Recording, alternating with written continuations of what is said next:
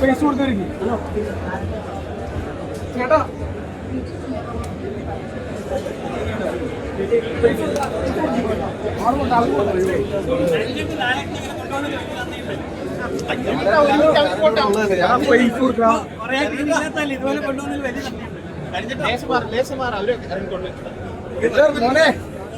അതാണ് ഞാൻ എടുത്തു. ചേട്ടാ ഒന്ന് മാറും.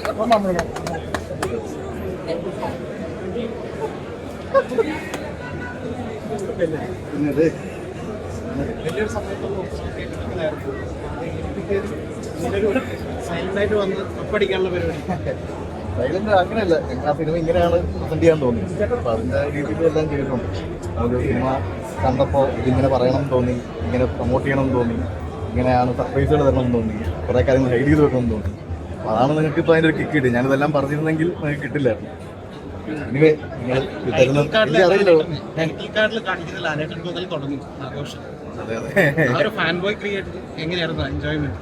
ഇല്ല, അത് അങ്ങനെ ഒരു ടൈറ്റിൽ കാർഡ് വേണമെന്ന് ഭയങ്കര ആഗ്രഹിച്ചിരുന്നു. എൻ്റെ ഒരു കഥ പറഞ്ഞിട്ട് ആഗ്രഹിച്ചു. പിന്നെ നമുക്ക് ഇപ്പോൾ പുതിയ പുതിയ നൂതനമായ ടെക്നോളജികളുണ്ട്, AI ഉണ്ട്. അപ്പോൾ നമ്മൾ അതിൻ്റെയൊക്കെ സാധ്യതകൾ, സാറിൻ്റെ പഴയ ഫോട്ടോകളൊക്കെ വെച്ചിട്ടൊരു വലിയൊരു എഫേർട്ടായിരുന്നു. ഏട്ടൻ ഭയങ്കര ഹാപ്പി ആയിട്ട് വിളിച്ചു. രാവിലെ വിളിച്ചിരുന്നത്, ഇപ്പം വീഡിയോ കോൾ വന്നു. ഹാപ്പി ഓഡിയൻസ് കുറച്ച് പേര് കണ്ടു. എനിക്ക് അറിയില്ല, എനിക്ക് മെസ്സേജുകൾ വരുന്നത് മാത്രമേ അറിയാവുള്ളൂ. കിരീടം പോലെ ഭയങ്കര ഇമോഷണലി ഹിറ്റ് ചെയ്തു എന്നാണ് പറയുന്നത്. പേഴ്സണലി ഇതൊക്കെ ഉണ്ടായിരുന്നോ മനസ്സിലായിട്ട്? നല്ല സിനിമ ആയിരിക്കും എന്ന് തിരക്കഥ കിട്ടുമ്പോൾ തന്നെ അറിയായിരുന്നു. നമ്മൾ വർക്ക് ചെയ്യുമ്പോഴൊക്കെ അറിയായിരുന്നു. പക്ഷേ സർവൈസ് അങ്ങനെയൊക്കെ നിങ്ങൾ പറയുമ്പോൾ സന്തോഷം. എനിക്ക് ബാക്കി പുറത്തുനിന്നൊക്കെ വന്ന തോള് വരുന്നത് നല്ല കറക്റ്റ് ഒരു ഫീഡ്ബാക്ക് അറിയുള്ളൂ. ഇതിപ്പോൾ നമ്മൾ ഇവിടെ നിന്ന് നമ്മുടെ പരിചയക്കാരെ സ്വന്തക്കാരൊക്കെ ഇഷ്ടം പോലെ ഉണ്ട്. അപ്പം അറിയില്ല കറക്റ്റ് ഫീഡ്ബാക്ക്. എനിവേ ഹാപ്പിയാണെന്ന് വിചാരിക്കുന്നു എല്ലാവരും. രക്ഷയില്ല.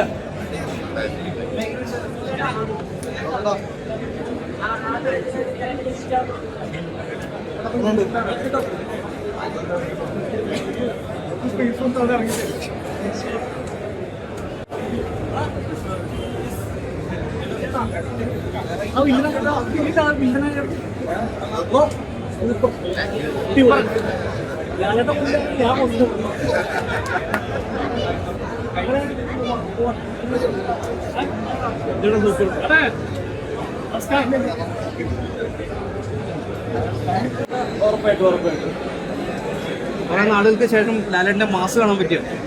അത് പറഞ്ഞു.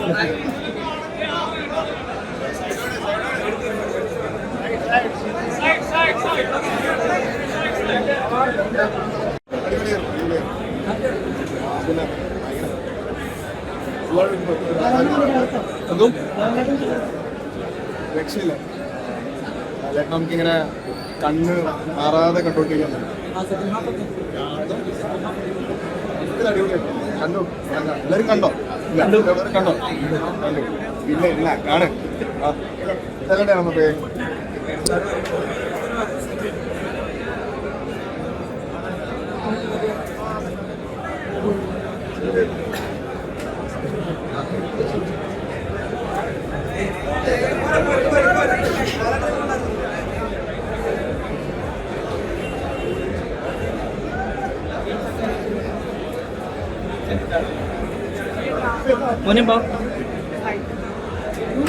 പടം എങ്ങനെ ഉണ്ടായിരുന്നു?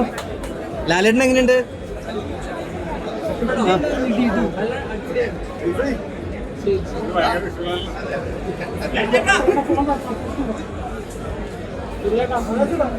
ലാലേട്ടൻ എന്താ ഏറ്റവും ഇഷ്ടപ്പെട്ട? എന്താ ഫൈറ്റ് പൊളിച്ച ലാലേട്ടൻ?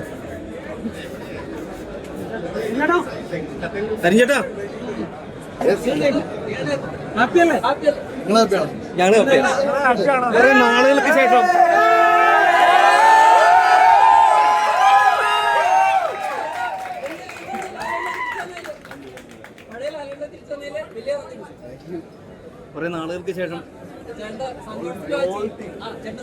ചിരിയിലൊക്കെ കാണാൻ പറ്റും പടം എങ്ങനെയാണ് എന്താണെന്ന് ബാക്കിയുള്ള എല്ലാവരുടെയും എക്സ്പ്രഷൻ പറയുന്നുണ്ട്. സൈലന്റ് ആയിട്ട് വന്ന് കപ്പടിക്കാനുള്ള പരിപാടിയായിരുന്നാ?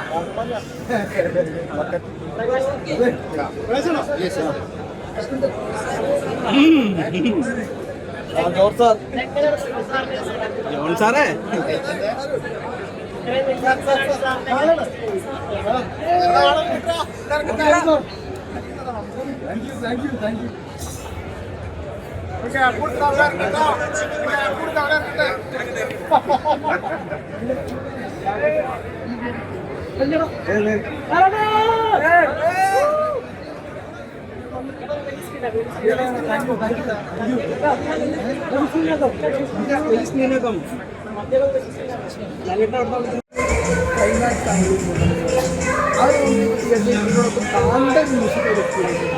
ഭയങ്കര സന്തോഷമുണ്ട്. കാരണം കഴിഞ്ഞ വർഷം 2024 ഏപ്രിൽ 22-നാണ് ഈ പടത്തിൻ്റെ ഷൂട്ടിംഗ് തുടങ്ങിയത്.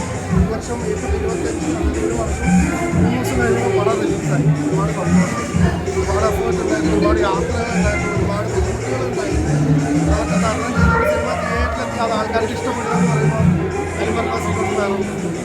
ഇനിയിപ്പോൾ തരുൺ ഒപ്പമുള്ള യാത്ര ഇനിയും തുടരുകയാണല്ലോ. ആ സിനിമ എന്നുള്ളൊരു കാസ്റ്റ് ആകാൻ തീരുമാനിച്ചിട്ടില്ല.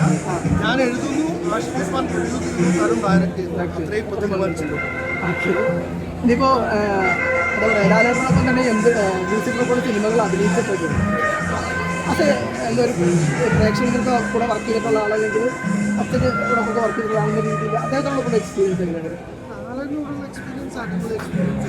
കാരണം ഈ സിനിമ കഴിഞ്ഞ് ഡയറക്ടറായിട്ട് കൂടെ കൂടി നിൽക്കാന്ന് പറയുമ്പോൾ ഒരുപാട് സന്തോഷമുണ്ട്.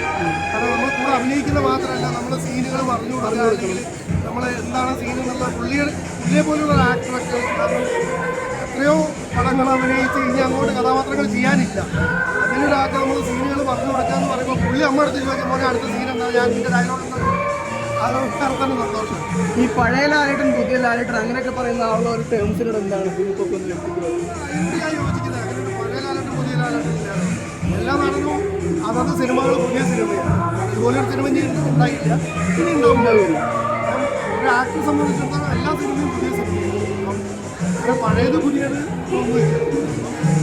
ലാലടൻ എന്ന് ലാലടൻ ബാംഗ്ലൂരിൽ എക്സലന്റ് ഫാബുലസ് വില്ലനായിട്ട് അഭിനയിച്ചു. അത് മാത്രമല്ല ബ്രില്യൻ സസ്പെൻസ് ആണ്. സസ്പെൻസ് ആണ്, പക്ഷെ അത് വളരെ ബ്രില്യൻ്റ് ആണ്.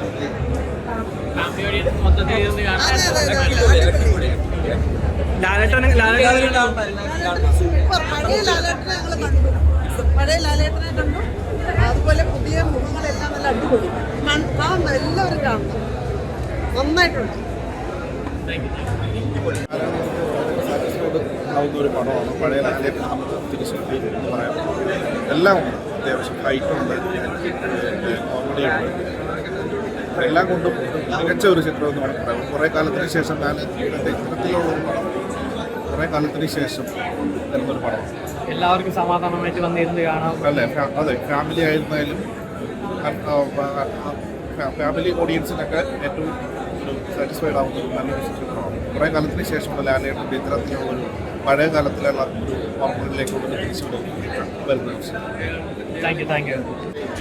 സ്റ്റോറിയായിരുന്നു.